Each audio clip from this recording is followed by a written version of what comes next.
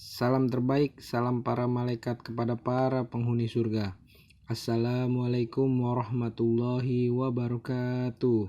Sebelum mulai videonya, jangan lupa di subscribe, di like, dan di share ke teman-teman kalian ya. Rasulullah Shallallahu Alaihi Wasallam bersabda, barang siapa yang menunjukkan kebaikan, maka dia akan mendapatkan pahala seperti pahala orang yang mengerjakannya.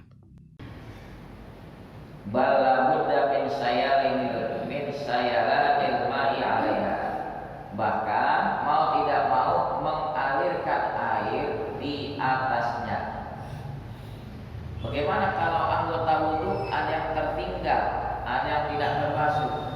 Wa idza taraka lum'atan shaghiratan, kalau dia tinggalkan celah kecil aja, ya, lingkaran kecil yang belum terbasuh wudu, lam min udwin, dari anggota wudu, walau sahwan, walaupun dia kagak sengaja, dia lupa, lam yasihhal wudu, enggak sah wudunya.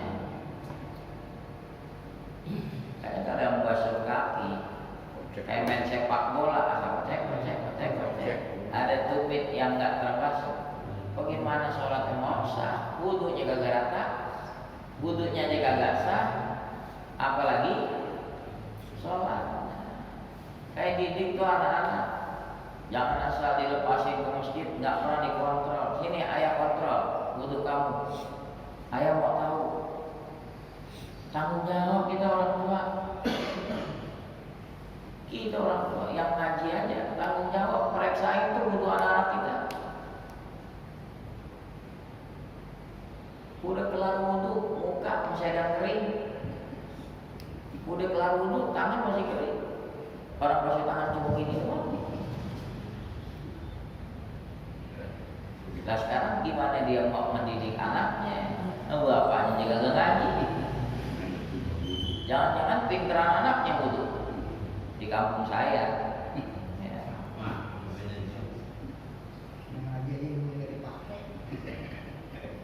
Hatta yang silaha, hingga dia membasuhnya. Kalau mau anggota yang dibasuh-basuh, kalau anggota yang diusap, disapu, contohnya seperti rambut di kepala, itu diusap. Tapi kalau tangan, muka, dan kaki, namanya dibasuh. Wa yu'idu ghuslal a'dha'i allati ba'daha, dia mengulangi basuhan anggota yang sesudahnya. Contoh, dia udah kelar wudu, basuhan mukanya kagak rata, berarti dia mundur dari muka.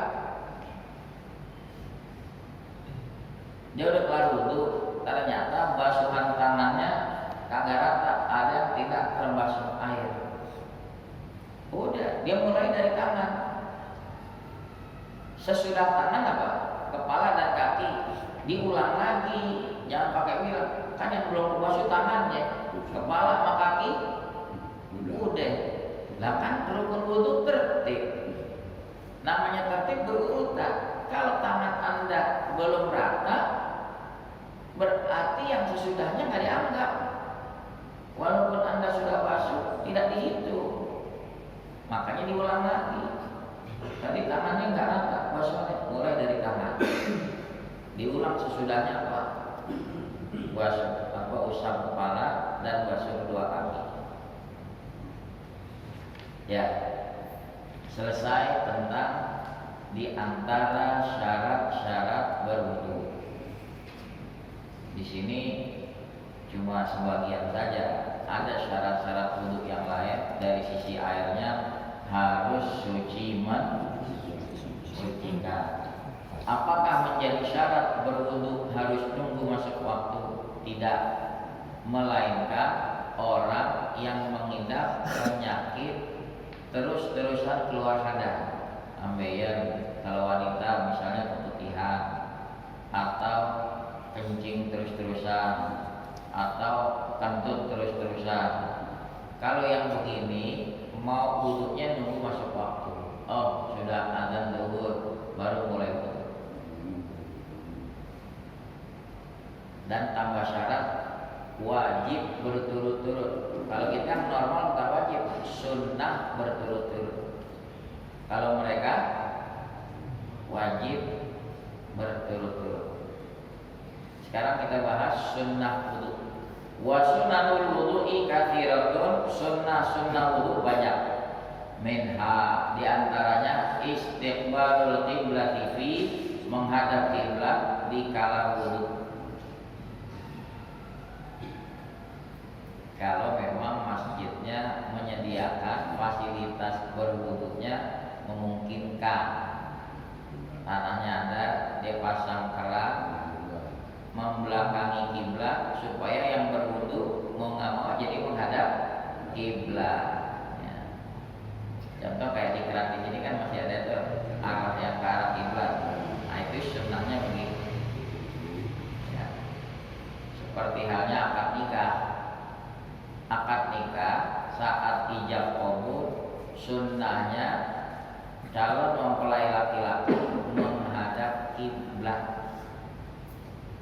si wali menghadap calon mempelai laki-laki, si calon mempelai laki-laki menghadap kiblat.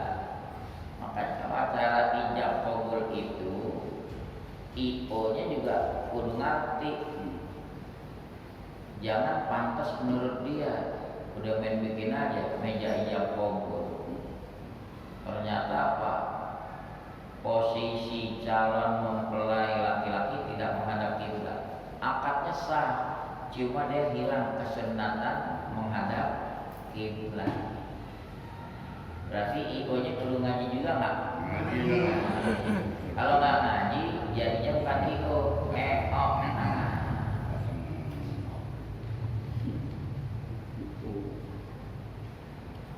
Yang kedua, wa tasmiyatu maqrunatan bi awwali, membaca bismillah diiringi awal berwudu. Ya. Kan saat cuci tangan tuh Bismillahirrahmanirrahim. Kalau memang kita berwudu di ruangan yang diperuntukkan wudu. Tapi kalau kita berwudunya di dalam kamar mandi, jangan diucapkan di mulut. Di dalam hati boleh. Karena di kamar mandi ada WC, tempat najis. Ketiga, wa ghaslul kaffaini ma'an ilal qu'aini, membasuh kedua tangan bersama-sama hingga pergelangan. Dia cuci sampai batas pergelangan. Itu yang sunnah. Kalau dia mau baca lagi doanya, Allahumma inni as'aluka al-yumna wal barakah wa a'udzubika minasyuhmi wal halakah. Ya Allah, saya mohon kepadamu al-yumna, keberuntungan, wal barakah, dan keberkahan. Jadi ini tangan nih, insya Allah hoki terus berkah. Dia mau dagang apa aja, makanan enak aja tuh makanan. Ya, kelar ngaji dia buka HP, langsung orderan masuk. Berkah. Ngaji kagak, Jumat kagak, gimana berkah? Nyari nungguin orderan masuk. Rezekinya diuber, yang ngasih rezeki ditinggalin. Kebalik gak tuh? Uber yang ngasih rezeki, nanti rezeki dengan sendirinya dah. Wa a'udzubika minasyuhmi, aku berlindung denganmu dari kesialan. Jangan di tangan bawaan sial, betulin motor bukan makin benar. Buka HP error, sial terus. Wal halakah, binasa. Sekali yang bawa motor, nubruk. Tuh lihat. Pada saat berwudu cuci tangan, doanya tuh dalam itu, masya Allah. Ya. Keempat, tsummal istinsyaku, kemudian menghirup air ke dalam hidung. Itu emang disunnahkan sekali, mubalaghah, bersangatan, sedot. Ini yang dibilang gurah harian kita. Orang pengen gurah kan, kita udah lakukan gurah, disunnahkan. Pusing mustahil, ya memang sampai rongga hidung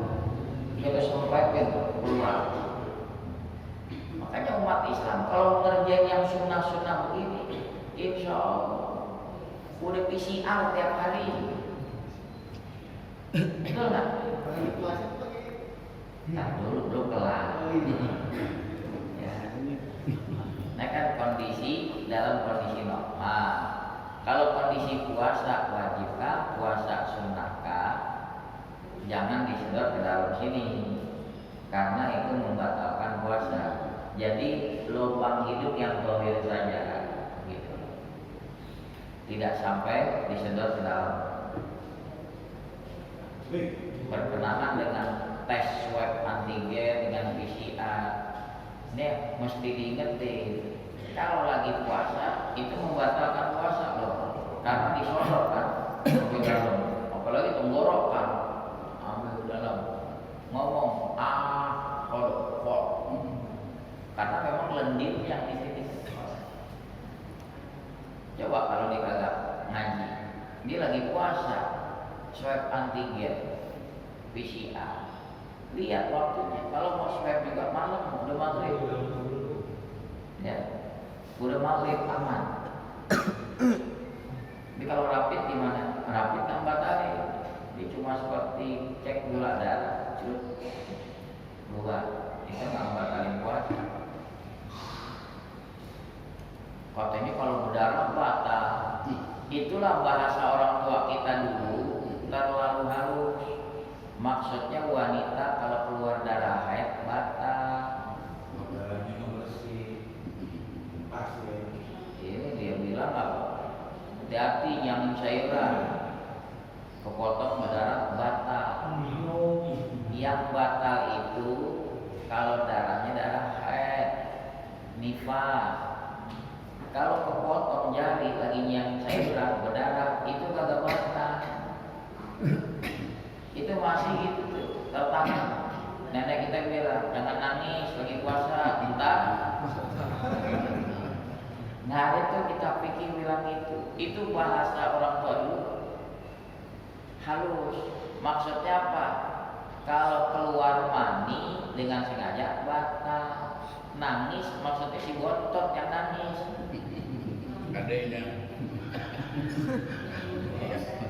Pagi itu. Ya kalau dia tertimpa musibah keluarganya meninggal, dia nangis lagi puasa, ya kagak batal lah. Jelas kan? Nah, Kalau saya nggak puas begini sampai sekarang masih tertanam tuh. ada remaja yang ngerti juga enggak. Jangan kadang-kadang ngaji yang ngaji yang dikasih. Kan berbagai promo aja sama adeknya. Kemudian wa masqur ra'si kullihi, mengusap kepala seluruhnya. Kan mengusap kepala wajib. Kita udah bahas di mazhab Syafi'i yang wajib sebagian. Ente yang muda sisiran udah cakep, wudu ayam sisiran digocek ke belakang, sah. Cuma sunnahnya di mazhab Syafi'i seluruh kepala.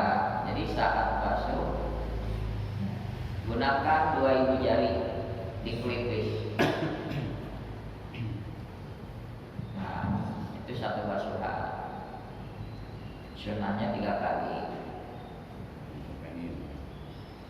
Itu namanya mengusap seluruh kepala. Ada kaidah fikih yang kita udah bahas kemarin. Al-khuruju minal khilafi mustahabun.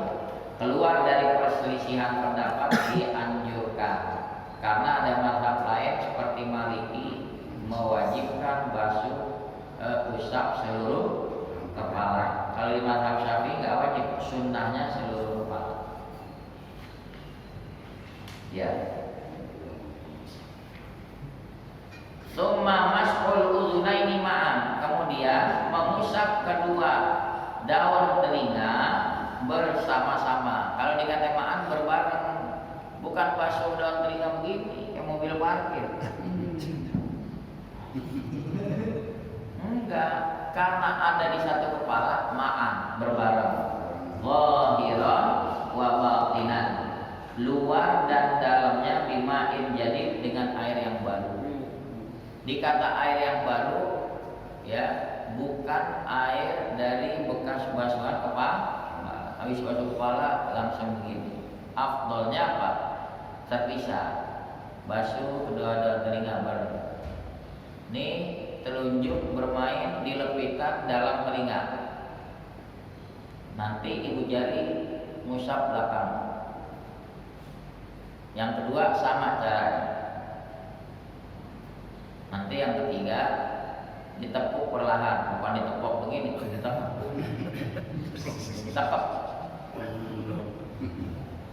Ada sebuah riwayat hadis menyebutkan itu suara ya gemericik air sungai surga.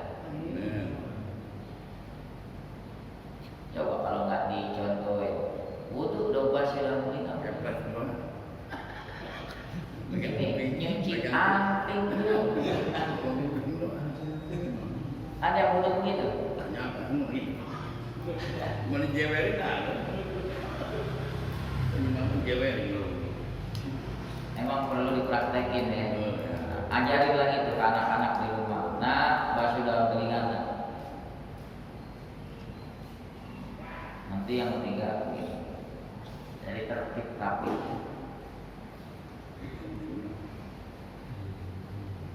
Selanjutnya wa taqdimul yamini 'ala shimali minal yadaini war rijlaini. Mendahulukan kanan atas kiri dari kedua tangan dan kedua kaki. Ya tangan mulainya dari kanan, kaki begitu juga. Nah, kemarin kita udah singgung afdalnya ya, dari ujung jari tangan terus ke sini. Nanti basuh tangan kiri. Kadang dibalik karena udah dibuka begini. Kayak wayang boleh.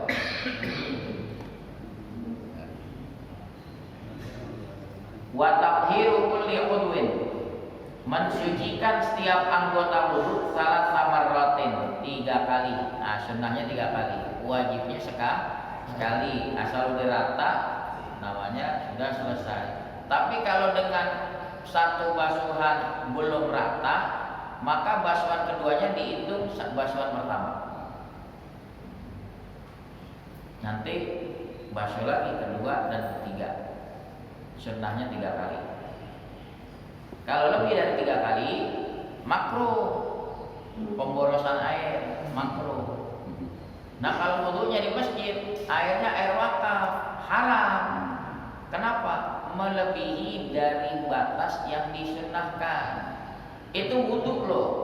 Wudu melebihi dari batas yang disunnahkan karena menggunakan air wakaf haram. Enggak, lagi cerita wudu. Kan lagi cerita wudu. Apa lagi?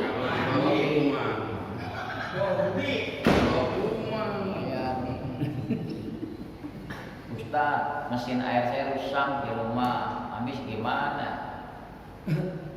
Malam habis perang begini. Mau kagak mau mandi junub. Kita mau nyari tayamum. Gimana? Darurat.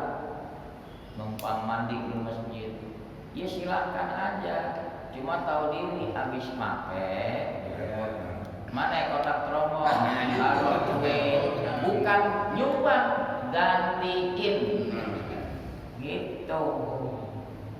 Yang sulit dibangun kesadaran kayak begitu. Wah, masjid kan milik umat. Emang betul masjid milik umat, tapi kalau logika Anda begitu, milik umat, habis sound system juga tadi bawa pakai dangdutan. Kenapa? Sound system milik umat, habis deh. Enggak begitu. Ya. Seorang Khalifah Umar bin Abdul Aziz jadi pemimpin negara, dia bisa memilah mana kepentingan pribadi, mana kepentingan negara. Suatu waktu musim dingin, pokoknya nggak bisa mandi dengan air biasa, bakal mati membeku. Nah, dia pengen menjeram, memasak air, kayu bakar persediaan di rumah habis. Lalu ajudannya bawakan air sudah panas untuk mandi. Apa yang ditanya sama Khalifah Umar bin Abdul Aziz, dari mana kau masak air? Kayu bakar di rumahku habis. Tuan kan khalifah, pemimpin negara. Lah ini kayu dari kas negara. Tuan sebagai pemimpin, ya gunakan fasilitasnya. Apa kata Umar bin Abdul Aziz? Kembalikan.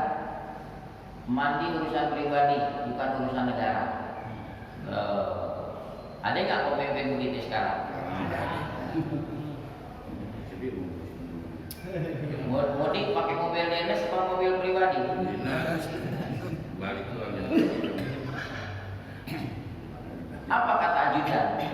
Tuan Khalifah, wallahi Anda berkeras mandi dengan situasi dingin begini, kami nggak akan punya khalifah lagi seperti Anda. Bisa mati membunuh. Lalu Umar berkata, lalu apa yang harus saya lakukan? Ya ini udah terlanjur dimasak. Begini aja Tuan Khalifah, nanti kayu bakar persediaan negara yang terpakai berapa? Baru Umar bin Abdul Aziz bilang, sebelum mandi kau hitung berapa terpakai kayu bakar. Nih kembalikan duitnya ke kas negara. Itu namanya tahu diri. Ini belum jadi khalifah, baru warga biasa, telinga-telinga, masjid sepi, bawa ember di kampung saya. Nggak bisa ada yang dagang. Pamnya pengen hemat biar bayarnya murah. Larinya kemana? Nongol ke masjid. Nongol ke masjid. Ya, kita doain mudah-mudahan Allah buka ini pintu hati kesadaran. Ya. Kalau di bangku begini kan enak. Ya Allah. Habis sholat kalau bulan Ramadan nggak boleh lihat stop kontak di masjid, main colok di kaleng. Ya kalau memang mendesak, HP lobet penting sekali, emergensi ngecas, kelar ngecas, samperin ke mall, keluarin lobet. Nah, Itu namanya bukan nyumbang, gantiin. Saya telah pakai listrik wakaf tadi. Kepikiran nggak kira-kira? Kalau marbot gimana itu sering mandi? Kenapa? Kalau marbot Ya kalau marbot sebagai pengabdi masjid sah-sah saja. Tapi kalau marbotnya jualin air keluar nggak boleh.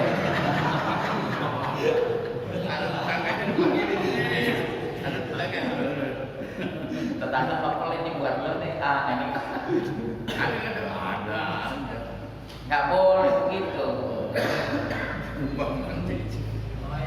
Misalnya,